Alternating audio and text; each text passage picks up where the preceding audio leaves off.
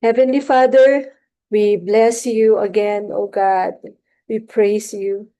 You are our Adonai, Yeshua. Lord, you are with us. Lord God, even in those times that we cannot understand, in those times that we need to exercise our faith.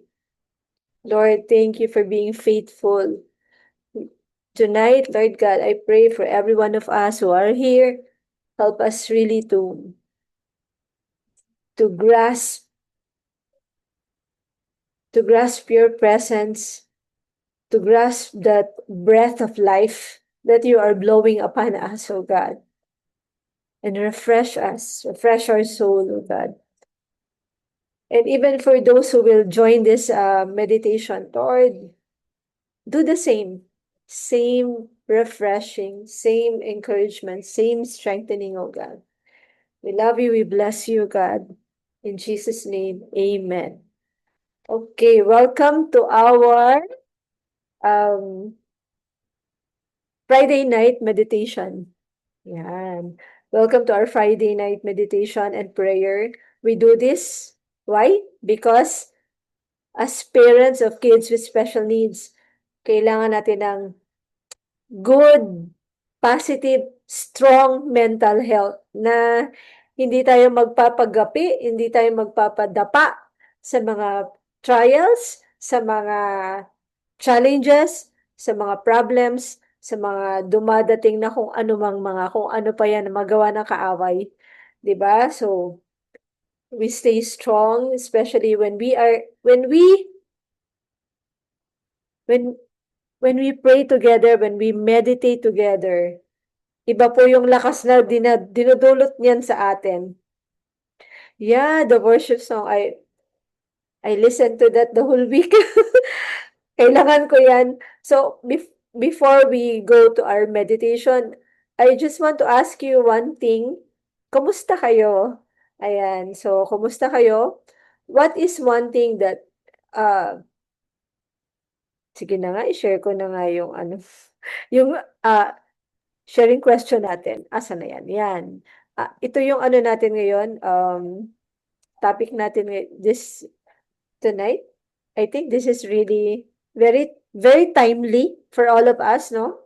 Kasi I think each one of us right now, our faith is being tested. Di ba? Pag nakikita ko yung bawat isa sa inyo, alam ko yung pinagdadaanan ng bawat isa. Mostly sa inyo, alam ko yung pinagdadaanan. And same with me. All of us, I think talagang may mga pinagdadaanan. We're really going through a testing of faith. Yan yung tinatawag nating testing of faith. So, isa lang yung sharing question natin. Tayo-tayo lang naman nandito. So, what is one thing that almost caused you to lose faith? Ayan. So, meron bang isang bagay sa inyo na parang almost malapit na ka mag-give up? Malapit ka lang, parang gusto ko nang to throw the towel, parang ayoko na, gusto ko na, ganyan. Parang, I almost fall, parang gano'n, no? What is one thing that almost caused you to lose faith? Yeah, type nyo lang yan sa ating chat box.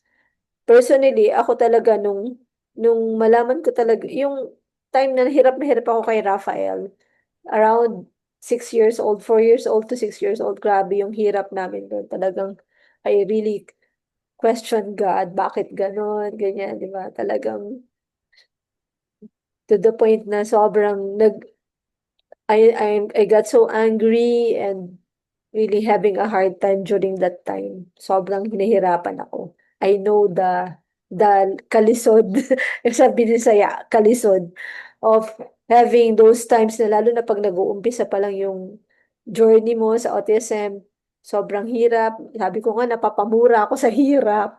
Yung tipong sinasaktan ka, hindi ka lang sinasaktan, wala kang tulog, wala kang pahinga, everything. As wala, nakikita mo na yung anak mo parang walang pag-asa. Ano ba yan? Ano, parang hindi nagsasalita ka sa hangin, walang connections and everything. That's really hard, di ba? So, can you just share what is one thing that almost caused you to lose faith? Meron ba? Ganyan. So, let me see. Tingnan natin. Ano ba yung mga sulat nyo rito? Oh, sabi ni Mami Fe, when everyone, even my own family, abandoned me and my son. That's really hard. Napakahirap niya, no? Nung parang feeling mo wala ka ng family kasi because of uh, your child with special need. I remember yung ano, nung nasa Laguna ako, Ma'am si Charm, yung isang parent doon na may dalawang anak na may autism, naalala mo yon. Na sabi niya, yung, biro mo, they are living in a compound. So, yung families nila nandun lang. Pero, parang as if wala sila doon. Parang hindi sila pinapansin. Living under the in-laws. But then, yung mga in-laws, parang wala sila. They are not existing. To the point na, pag bumili ng pasalubong galing sa ibang bansa, may mga dalang pasalubong, yung anak nila, wala. Walang pasalubong. Lahat meron. Lahat na magpipinsan meron. Mga ganon, di ba? That's really, really, ano, 'di ba, yung discrimination, that's really discourage talaga yan. So, sabi ni Ma'am si Charm, when I was overwhelmed with all the problems, minsan kasi sabay-sabay, totoo yan. Actually, ngayon parang hindi pa ako nakaka-adjust sa pasukan. Parang, pasukan, pasukan. Pero grabe yung dami ng ginagawa, dami ng demands. Parang sabay-sabay, ang dami, hindi pa ako naka-adjust.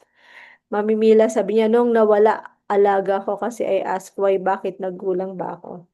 Oh, minsan ganyan, no? Parang sinisisi natin yung sarili natin, akala natin tayo yung dahilan, pero hindi eh. Minsan, acceptance talaga kailangan sa ganyan. Mami Lily sabi niya, when the person you trusted most cheated on you, I question God, why do I need to suffer the consequence of his action? Totoo yan. Sobrang sakit niyan. Sa totoo lang. Yan yung mga question na tinatanong, bakit, Lord? Bakit? Anong kasalanan ko? 'Di ba? Or, bakit sobrang laki naman yata nito? Parang ganun, parang sa mga ginawa ko, parang ganun, 'di ba? Yung, your faith, you almost leap talaga, 'di ba? Alam natin yung mga panahon na yan.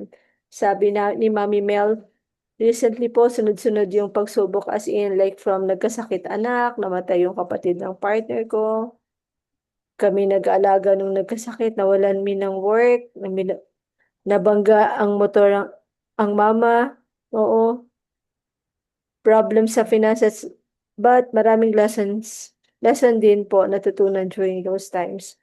Thank you for sharing that to us, Mami Mel. Tingnan nyo naman, di ba, yung pinagdadaanan ng bawat isa sa atin. Kaya napaka-timely talaga ng ano natin ngayon, ng topic natin, trials of faith. Yan sabi ni Mami Lot, from 3 years old to 8 years old, struggles sa school and therapy ni Daniel, and Sunday school, Monday to Sunday, 5 years struggle that I was admitted of hypertension and anxiety, struggling from my health sa pagod na halos hindi na ako makatayo. Thank you for sharing that also, Mami Lot. No, minsan pag naririnig natin yung challenge ng iba, parang, challenge ko parang wala lang. Diba? Si Mami Cathy, before pag meron mga problems, especially pag magkakasakit at walang pera, yun talaga. Pero God is very faithful that during those times, He uses problems for us to draw near to Him. Amen. Tama yan. So, thank you for sharing all those things. Mami Cathy, paki-take note yung mga prayer request natin, ha? Yung, especially yung specific prayer request natin, yung batang may leukemia, yung name niya, tsaka yung mother-in-law ni Mami Carol. Paki-take note kasi we're going to pray specifically for that. And also, we will pray for each other dito. Sige. Let's have our meditation now. Ayan. So, thank you for sharing all those things here in the group. Sana pag naalala niyo yung group natin, no? You take time to pray for each one of us. Take time na pag naalala niyo si Mami ganito or yung Lord, sa prayer chat group namin, o sa prayer namin every Friday, Lord, yung mga mommies na nag-a-attend, please strengthen each one, yung mga ganyan. Ano nyo po, always let's lift each other in prayer.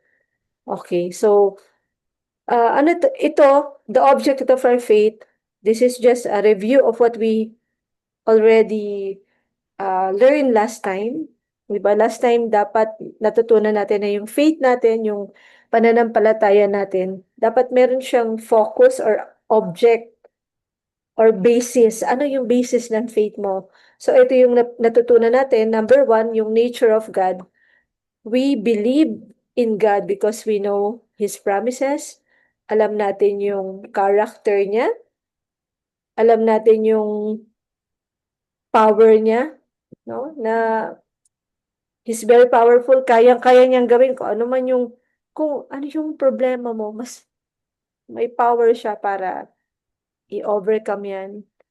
Yung promise niya, hindi siya mag-fail sa promise niya. Pag sinabi niyang, He will do it, He will do it. In just a matter of time, hintay lang tayo, kapit lang. And then, He does not change. He is the same yesterday, today, and forever. He does not lie. Di siya nagsisinungaling. He does not fail. So those are the nature of God. No, kaya hindi ka basta-basta magfo-fall, magi-give up kasi alam mo yung mga character ng Lord, napaka-faithful niya, hindi siya nagkakamali, hindi siya nagbabago, napaka-faithful. So pag gusto mo na mag-give up, pag naisip mo yung character ng Lord na mahal ka ng Lord, nandyan yung napaka-faithful, di siya nagbabago na-strengthen ka. Alam mo, help will come. And then another object ng faith natin is yung finished work of the cross. Yung ginawa ni Jesus sa cross. Sabi dito, let us fix our eyes on Jesus, the author and perfecter of our faith, who for the joy set before him endured the cross, scorning its shame, and sat down at the right hand of the throne of God. And that's in Hebrews 12, verse 2. So, isa yan sa object ng faith natin na wala na, tapos na. Napako na si Jesus sa cross, namatay na siya. It is done, it is finished. Kaya tayo, may hope tayo. Kasi, trinabaho na ni Jesus yung part niya. Para tayo, we will benefit. Dun sa sacrifice niya, we will benefit in everything. No? Na kahit anong mangyari, i-fix lang natin yung eyes natin kay Jesus, tapos na. Nandun na siya ngayon sa right hand of God. At nagpe-pray siya for us, nag-i-intervention siya for us, nagpapadrino siya para sa atin, nag-advocate siya para sa atin, nagpe-pray siya for us. Let us fix dun sa author and perfecter of our faith. Hindi niya tayo pababayaan. Tutulungan niya tayo. And then, number 3 is the word of God. Heaven and earth will pass away, but my words will not pass away. So, yung faith natin, nakabase dyan sa tatlo na yan. The character, the nature of God, the finished work, sacrifice of Jesus on the cross, and then the word of God. That's what we learned last week. And now, let's look at the trials of faith naman. Kasi alam ko, lahat tayo dito may pinagdadaanan talaga. It can be uh, merong problem sa family, may problem sa in-laws, may problem sa school, or may problem sa inyong mag-asawa. Yan, marami yan, iba-iba. And those are really times of trials. So let's look at our um, Bible reading in Genesis 22 verses 1 to 18. Okay. So let me share medyo mahaba-haba siya. So,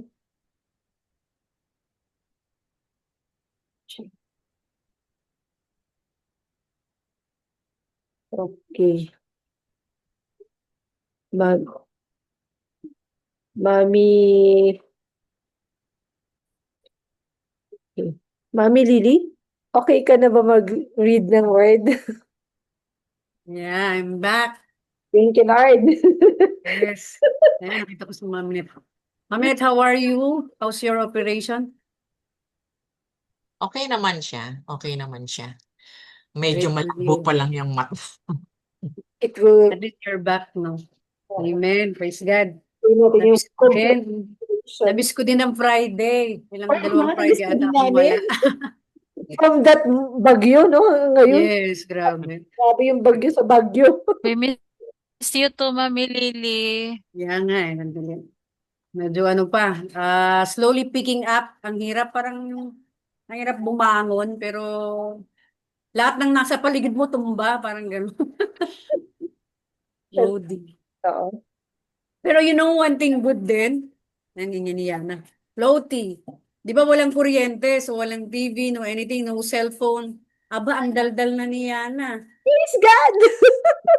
Sabi niya, may generator, sabi niya.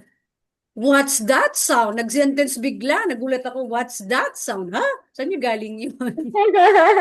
What's that sound? Ang dami niya lang, ang non-stop. Sabi ko, grabe, ang ingay na niyan. Hindi naman ma-stop. Oh, ganyan yan. Something good din na naman nangyari. Kasi dadalawa lang kami noon, but praise God. Kasi may damage din yung house, but manageable naman. And sabi ko, Lord, paano to? Saan kukuha na naman ng pamparepair? And pwede palang mag-claim. Pag nakapag-ibig yung house, you can claim insurance. So, thank you, Lord, din. At least may magagamit. Okay, amen. Back to the word. Okay. Tanong verse, Mami? Uh, 2? verse 1 to 18. Verse 1 to 18. Winter, spring. Ayan na si Yana. Sometime later, God tested Abraham's faith.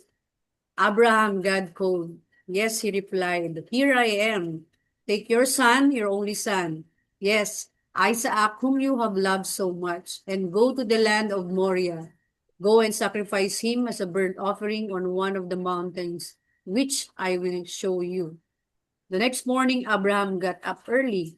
He saddled his donkey and took two of his servants with him, along with his son Isaac. Then he chopped wood for a burnt offering and set out for the place of God told him about. On the third day of their journey, Abraham looked up and saw the place in the distance. Stay here with the donkey, Abraham told the servants. The boy and I will travel a little farther. Sorry po.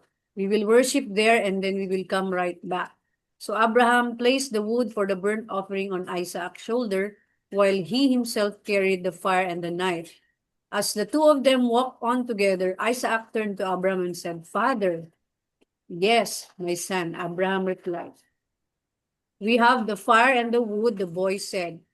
But where's the sheep for the burnt offering? God will provide a sheep for the burnt offering, my son. Abraham answered, and they both walked on together. When they arrived at the place where God told him to go, Abraham built an altar and arranged the wood on it. Then he tied his son, Isaac, and laid him on the altar on top of the wood. And Abraham picked up the knife to kill his son as a sacrifice. At that moment, the angel of the Lord called him from heaven, Abraham, Abraham. Yes, Abraham replied, here I am. Don't lay a hand on the boy, the angel said. Do not hurt him in any way, for now I know that you truly fear God. You have not withheld from me even your son, your only son. Then Abraham looked up and saw a ram caught by its thorn in the thicket. So he took the ram and sacrificed it as a burnt offering in the place of his son. Abraham named the place Yahweh Yireh, which means the Lord will provide. To this day, people use that name as a proverb. On the mountain, the Lord will provide. The Lord, it will be provided. Then the angel of the Lord called it again to Abraham from heaven. This is what the Lord says. Because you have obeyed me and have not withheld even your son, your only son, I swear by my own name that I will certainly bless you. I will multiply your descendants beyond number like the stars in the sky and the sun on the seashore.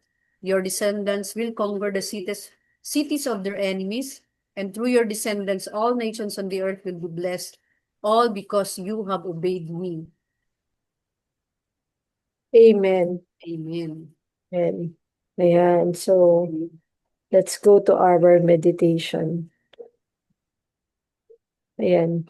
Actually, pagdating kay Abraham, ang common common denominator sa kanya natin sa kanya is may pinapagawa si God sa kanya, hindi niya maintindihan bakit kailangan gawin yun, di ba?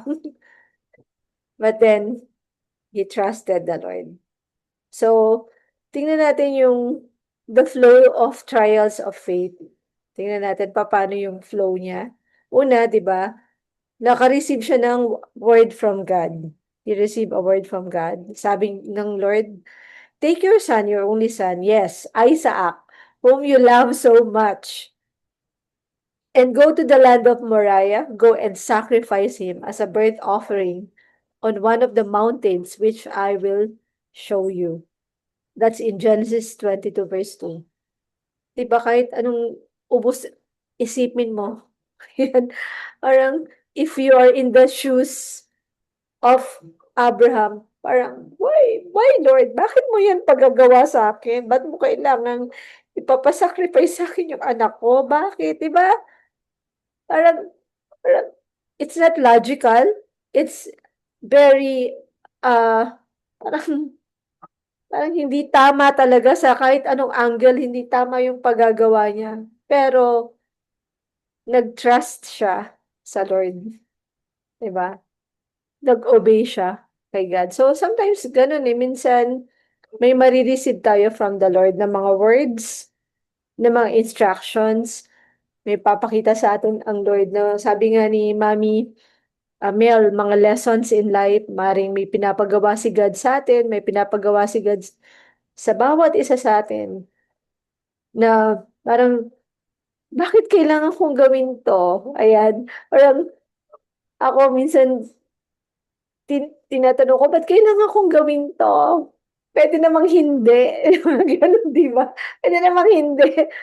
Di ba? Pero, sabi nga nung ni-enter, bakit pumasok ka dyan sa isang ganyan? Sometimes, ang hirap mag-question ng ganun kasi maybe, meron siyang na-receive na galing na word from God. May pinapagawa ang Lord. Ganyan eh.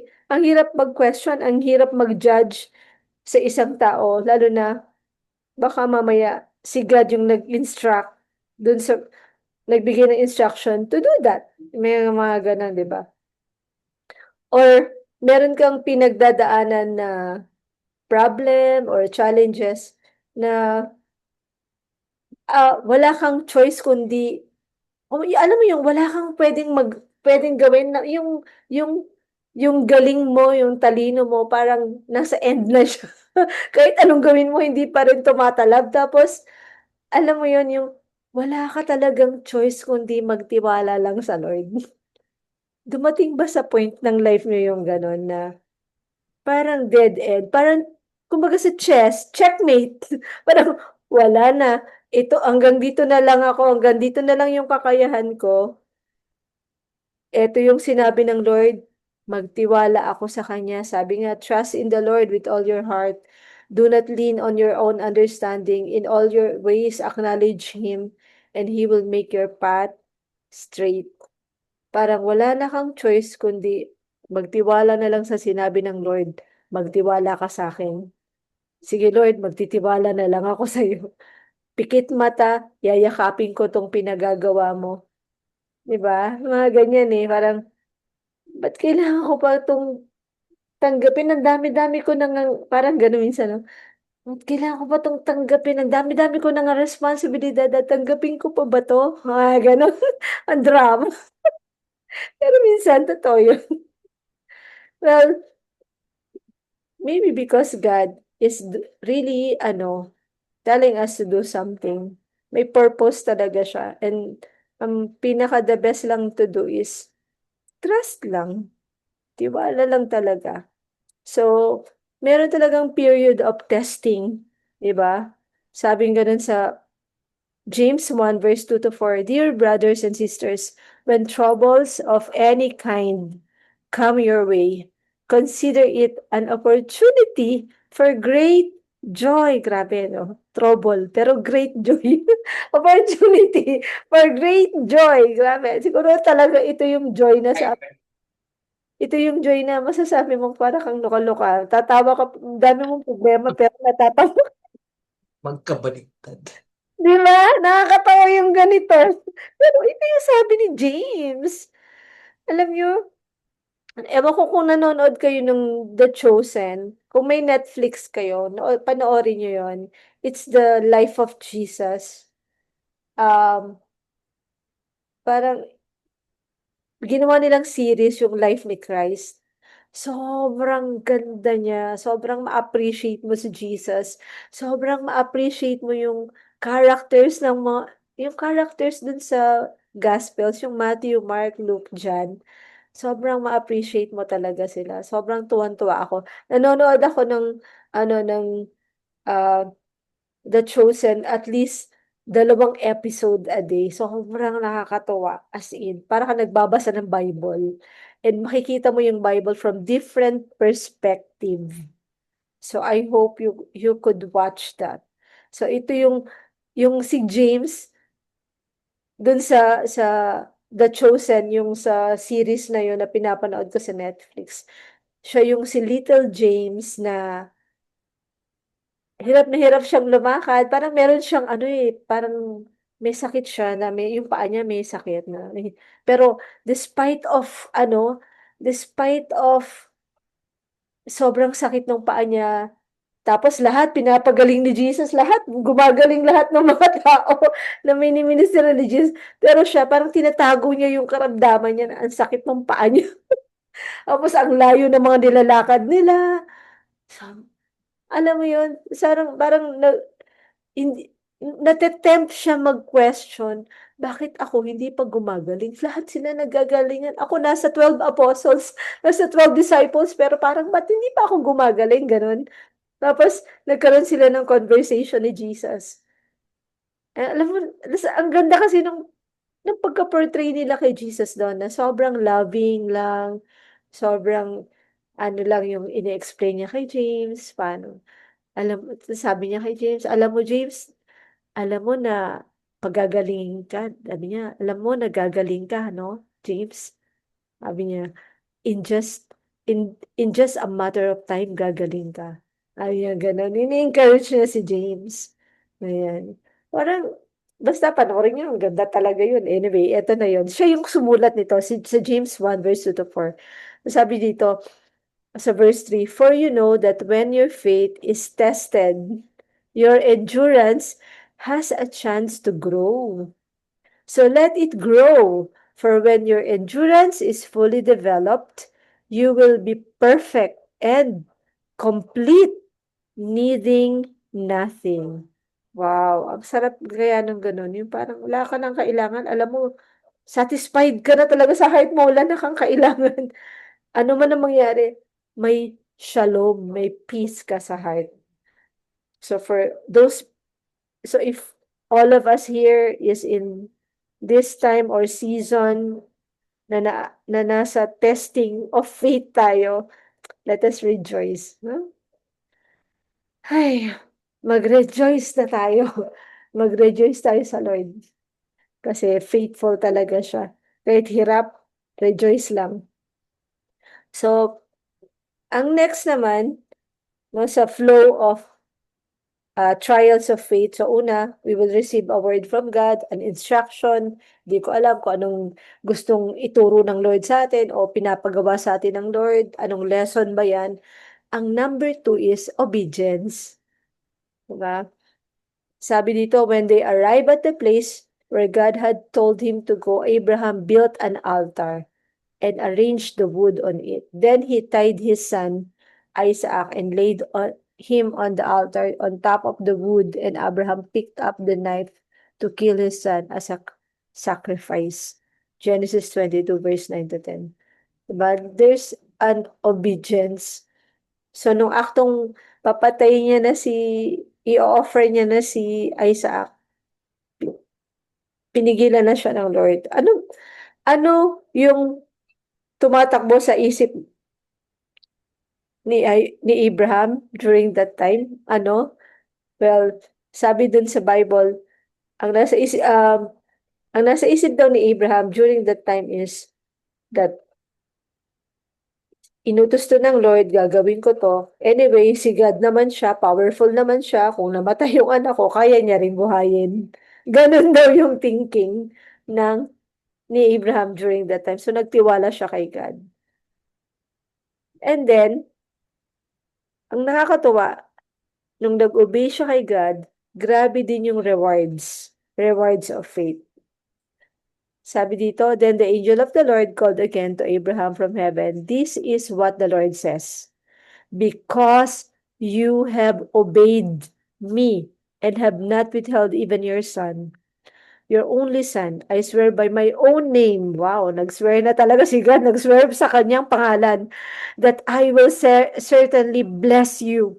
I will multiply your descendants beyond number, like the stars in the sky and the sand on the seashore.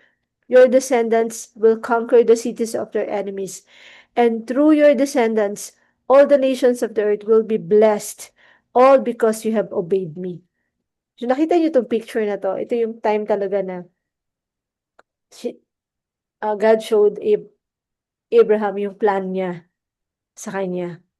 No, sabi niya, I will bless you, I will bless your descendants. Alam niyo ba na tayo, dahil we believe in Jesus, we are the spiritual descendants of Abraham. Kaya talagang Father Abraham kasi mga spiritually, parang father natin siya eh. Kasi naniwala siya kay God. Because He is the Father of faith na tinatawag. Tayo may faith din tayo kay God. And because of that, grabe yung blessing ng Lord kay Abraham. Actually, yung Bible, dinescribe it as sobrang nag-multiply yung blessings niya na hindi na ma-contain ng land. Yung dami ng blessings niya, dami ng sheep, ng cattle, lahat, yung mga donkeys niya, sobrang dami na. Tapos dumami na din yung uh, mga servants, yung families, dumami sila. Ganon, na talaga nag-multiply. Yung riches niya nag-multiply. Because God rewards His faith. So, gusto ko yan din yung marinig natin kay God, no? Na in our quiet time with God, in our prayer time with God, in when we read the Bible, the Lord will talk to us personally and will tell us, because you did not give up, because you hold on. Nasabihin niya sa bawat isa sa atin, Lot, because you hold on. Diba? Net, because you did not waver on your faith. Ma'am, bawat isa natin. Mel, because you put your trust in me. Bawat isa sa atin, yung maririnig natin yun sa atin, sinasabi ng Lord. Josie, because you did not give up. Because you believe, I will do this. Imagine niyo yung tanungin niyo si God. Dahil Lord, gagawin ko to, magtitiwala ako sa iyo, I will not give up, I will hold on. I'm looking forward to what you are going to do to my life and the life of my family and the life of my son. Diba? God will bless us and we will surely receive from Him. So, develop your faith. Yan yung pinakamagandang gawin natin sa mga sa season ng testing, seasons of trials of faith. Develop natin yung faith natin. Yan yung pinaka-the best natin gawin. Paano natin gagawin yon? Number 1, be intimate with God. Ang ibang gagawin talaga maging intimate with God talaga tayo. Yan ang pinaka-the best natin gawin. Be intimate with God. Jeremiah 29:13, you will seek me and find me when you seek me with all your heart. Promise yan eh. No, di ba? Yung faith natin nakabase sa promise. Hindi lang tayo nag-faith, naniwala lang, kung wala lang, basta naniwala ako. Hindi, naniwala tayo kasi sinabi ni God. Jeremiah 29:13, you will find me when you seek me with all your heart. James 4:8, draw near to God and He will draw near to you. Cleanse your hands, you sinners, and purify your hearts, you double-minded. Na pag tayo, nag-focus tayo sa Lord, hinahanap natin si God sa sitwasyon natin. Lord, nasan ka sa sitwasyon na to? Sa storm na to? Sa bagyong ito? Asan ka, Lord? Mga ganun, di ba? When we seek Him with all of our hearts, in the middle of the trials, in the middle of whatever situation we are in, when we seek God, we will find God. Promise niya yan. We will find God. I know you will find God. Sabi mo nga, Mami Mel, may mga lessons. Diba? So, find the lessons, find God in the middle of things. Number 2, is read the Word of God. Paano natin i-strengthen, i-develop yung faith natin para in times of trials, we're strong. Romans 10:17, consequently, faith comes from hearing the message, and the message is heard through the word of Christ. Read the Word of God. Hear the Word of God. Hear. Para kang nagbabasa ng Bible. Even in joining this prayer, sa ating Friday night prayer and meditation, ang pag-attend mo dito, it's seeking God. It's listening to the Word of God. Yan yun. Tapos, iba pa din yung nagbabasa ka din ng Bible. So, anong ginagawa mo? Bakit ka nandito? Ini-strengthen mo, pinapalakas mo yung pananampalataya mo sa Lord. Because you want to know God more, want to be intimate with God. Yan. Dine-develop mo yung faith mo. John 20:31, but these are written so that you may believe that Jesus is the Christ, the Son of God, and that by believing you may have life in His name, those who earnestly seek Him. So, we read the Word because we believe in Jesus. We strengthen our faith. Read the Word of God. Every day, basahin natin yung Word of God. Then, sabi sa Matthew 7 verse 24-7, everyone who hears these words of mine and does them will be like a wise man who built his house on the rock. And the rain fell, and the floods came. Ayan, alam ko, relate tayo sa floods. And the winds blew and beat on that house, but it did not fall, because it had been founded on the rock. And everyone who hears the words of mine and does not do them will be like a foolish man who built his house on the sand. And the rain fell, and the floods came, and the winds blew and beat against that house, and it fell, and great was the fall of it. So talagang sinasabi ni God, hear the word of God and obey it. Diba? Kasi when we obey it, we strengthen our faith. We build our life on solid ground. We strengthen ourselves. Okay. Then, ano yung resulta niyan? When we put our faith in the Lord, when we build our faith, unang-unan, intimacy with God. Malalo ka pang magiging intimate, magiging close ka kay God lalo. Number 2, blessings from God. The blessings of Abraham. Blessings talaga. Your life will become better and better.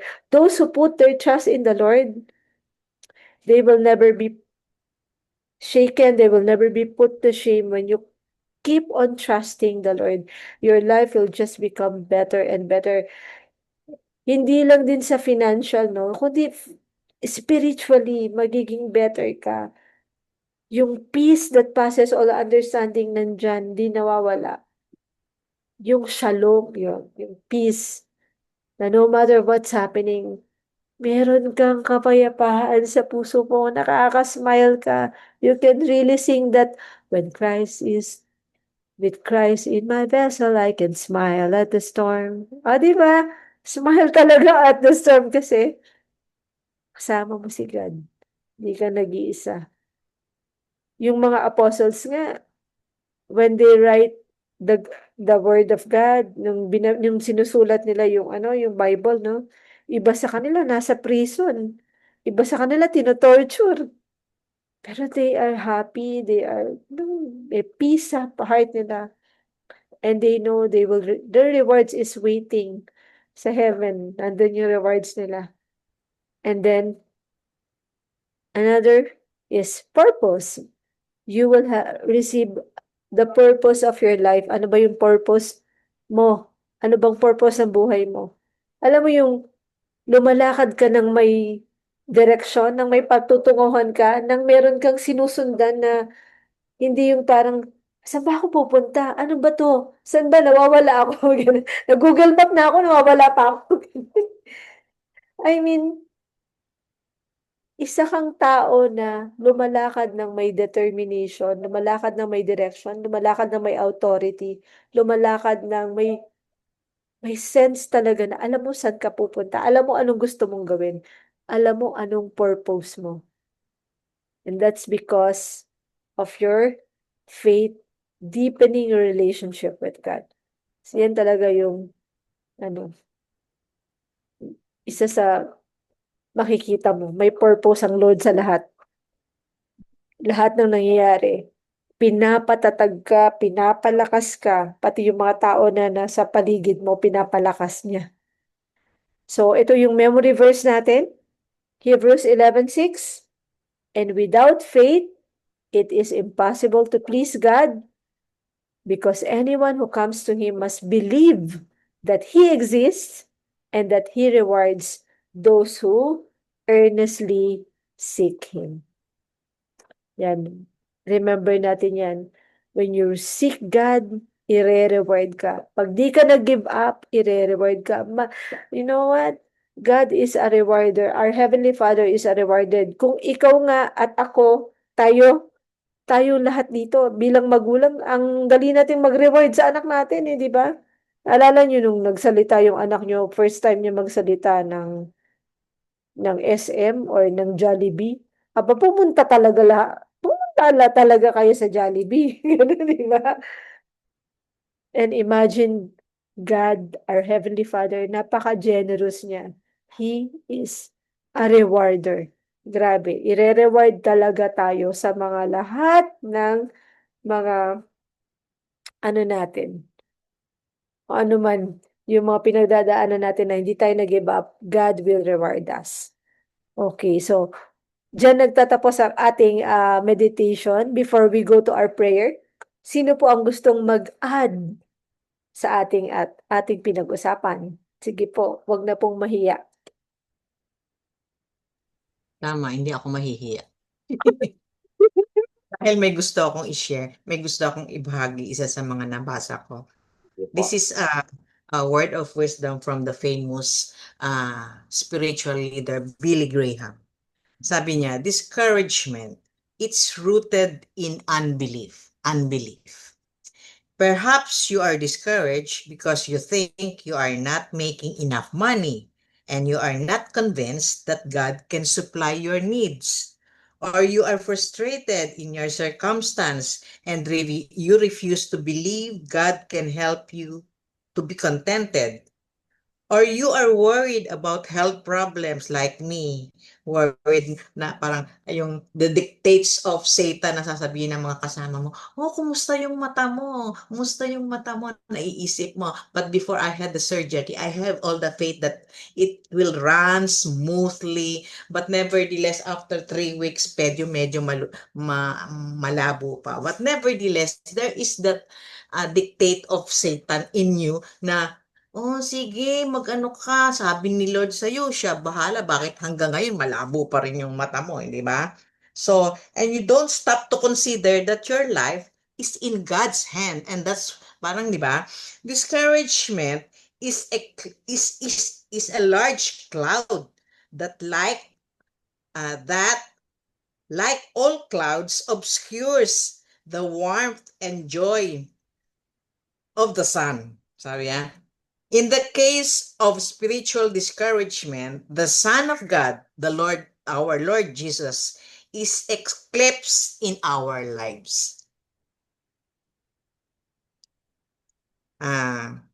Tapos, discouragement is Satan's device to thwart the work of God in our lives.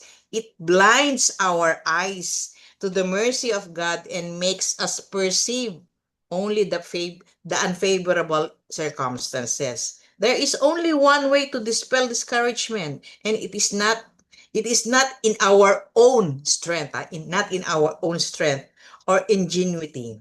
It is to turn in faith to God, believing that He loves us and is in control of the future. This is amen. This is amen to me. I do not know with you, but with my belief, sabi, we sin when we pursue happiness by cutting ourselves off from the fellowship with God, di ba? Totoo yun. True happiness is found in Jesus Christ and obey Him, di ba? The Lord, the Lord your God is in our midst. Victorious warrior natin siya. He will exalt over you with joy. He will be quiet in His love to you. He will rejoice over you with shouts of joy. Di ba? Thank Kaya, it's very important na pagka tama yung mga sinabi mong example, paano tayo magto-turn, we always turn to the Word of God. We always have to be in prayer. That is yung mga spiritual disciplines natin yan. We always make it a point to regularly attend this prayer and meditation. We always make ourselves surrounded with people who really believe in the Lord. Para hindi tayo nahihila ni God, hindi tayo parang mamaya parang discourage ka na, konting kibot, parang nauulinigan mo na yung sinasabi ni Satan sa iyo, di ba? Ganun. correct. Thank you, Mami Net. Sobrang totoo yan. Di ba? Yung mga sitwasyon natin ngayon, parang, halimbawa, di ba, God promised to us na our kids, sabi niya, for I know the plans I have for you, declares the Lord, plans to prosper, Yeah, to harm you, yeah, plans to give you hope in the future. This kina-claim natin yan, di ba, sa mga anak yeah, natin. yeah, Tapos biglang yung mga anak natin magre-regress. yeah, totoo yan. Anak natin biglang parang kakaiba na naman yung ginagawa. May mga kakaiba na namang, mga pinaggagawa sa buhay nila. May tayo dyan may parang temptation to, yun nga, mag-question ka ba? Or Yes, sabihin mo yung faith mo. yes. Ano yung lalabas sa bibig mo? Hmm. Mag-question ka ba kay God? O sasabihin mo, Lord, eto nakikita ko sa anak ko ngayon, pero I believe in the promise. Oo. Sabi mo sa salita mo na may plan ka para sa anak ko and he's going to improve. Kasi kung ano ba pinlano ano ba yung promise ng Lord sa'yo? I think the best is to hold on. Hold on, hold on. Huwag ka mag-give up. Amen. Lagi nga sinasabi sa akin ng asawa ko, Diyos, sabihin mo lang sa kanila, huwag silang mag-give up. Totoo yan. In no time, God will darating si God na talagang darating yung help ng Lord, darating yung miracle ng Lord. Talaga natin yan. That's why, natutuwa ako kasi dun sa connection sa flat mo, na dinevelop ko na program para sa mga anak, parents training para sa mga may anak na may mga autism, Bakit siya ganun ka-powerful? Kasi nga, it's combining science and faith together. Hindi lang siya science eh. Kasi kung magtiwala lang tayo sa science, ang hirap. Kailangan natin ng miracle eh. So, pag nag-fusion yung science and miracle ng Lord, yun talaga yung may result, makikita natin yung resulta sa mga anak natin. Kaya, hold on lang tayo. Let us not give up. Let's hold on to our faith. Let's hold on in believing kay God. Kasi sa totoo lang, may ginagawa si God. Maniwala ka lang, may ginagawa si God. God is working at our kids. may ginagawa si God na di mo alam, may ginagawang pagbabago at may pinapadalang mga tao si God para matulungan ka, para mag-pray kasama mo, para mag-pray para sa'yo. May pinapadala si Lord eh. Minsan hindi mo alam pero there are really times I believe na talagang God is working in advance in behalf of us. God is working already. So hold on lang tayo. Sisarado ko lang to kasi ang ingay ng ulan. Ulan na talaga. Oo, yan na. Ayan. Ang lakas ng ulan. So, ngayon, we're going to pray. And first, I want us to pray for all of us. Pag-pray natin yung faith natin. So, Mami Net, pwede pong pakilid in prayer and praying for all of us here na huwag tayo mag-give up sa faith natin sa Lord. Okay, let's pray. Heavenly Father, pinupuri ka namin sa iyong kadakilaan. Pinupuri ka namin sa pagmamahal na binibigay mo sa amin, na tinutulungan mo kaming maging malakas sa pananampalataya sa iyo, Panginoon. Salamat sa lahat ng bagay na binibigay mo sa amin. Thank you for making our hearts full of love and And sometimes with full of weariness. We ask, thank you for your blessings, especially for our children who are fearfully and wonderfully made by you in your image. Thank you that you grant us the strength, the wisdom, the patience to guide them in their unique journey. Thank you that we see through our eyes, that we understand their needs and celebrate in their strengths. Thank you also for the wisdom that you give us so as we are able to navigate the challenge of autism. Lord, there are so many things, unlimited thankfulness due to you so much. May we find resources and support we need to nurture the growth and development of our children. May we be patient with ourselves and with our children as we learn together. Thank you, Lord, for granting us the grace of finding joy in the small victories and perseverance through the power of the Holy Spirit during difficult times. Thank you for the gift of the company of other children who are not in the condition, same with our children. The gift of family and friends that are now offering understanding, acceptance, and support to our children. Thank you for the community. This is the place of inclusion for the love for our children. You know our hearts, Lord, and all of our needs, even if we don't ask for them. We just continue to believe and trust your provisions. We continue to ask for forgiveness for all our sins, recognized and unrecognized. Marami po kaming mga kasalanan na kala namin hindi lang kasalanan. So we say that they are unrecognized on our part. Mahina po kami, and we truly submit ourselves to you. This we all pray in the mighty name of your Son, Jesus. Amen. Amen. Amen. Thank you. Thank you, Mami Net. Mami Cathy, pwedeng... Okay. Okay. Sige. Pray natin. Pray natin to. Okay. Sige, let's pray. Pag-pray natin yung ating mga awesome kids. Tapos may mga ilang prayer, ano tayo? Prayer requests.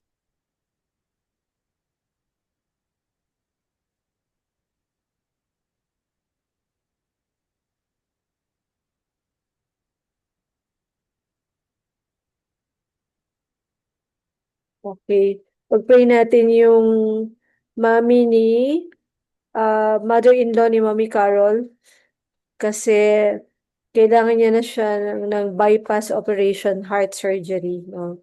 So let's pray for that. Ang pangalan niya is Mami Rosario Dajao. Also yung isang bata na meron siyang Ano nga yun? Sakit niya? Leukemia? Jacques Miguel Joren, yung kid na need ng blood. At let's pray for miracle.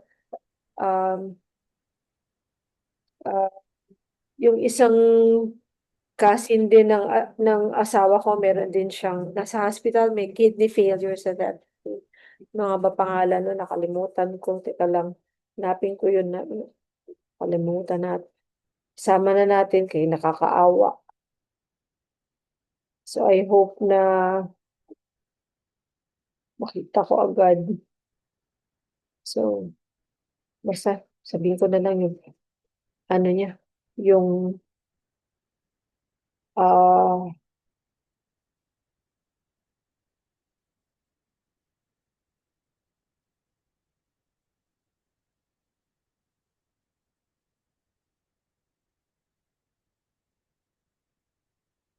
sa pamangkin ng asawa ko.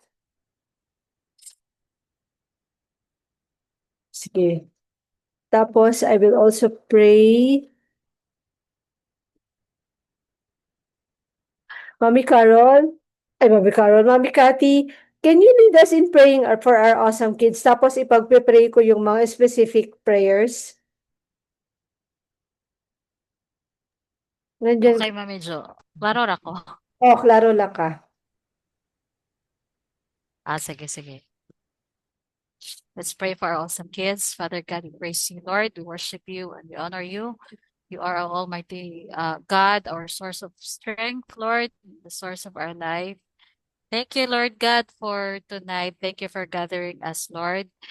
Tonight, Lord God, I lift up to you, Lord, our kids with special needs. Thank you, Lord, for loving them so much, Lord God.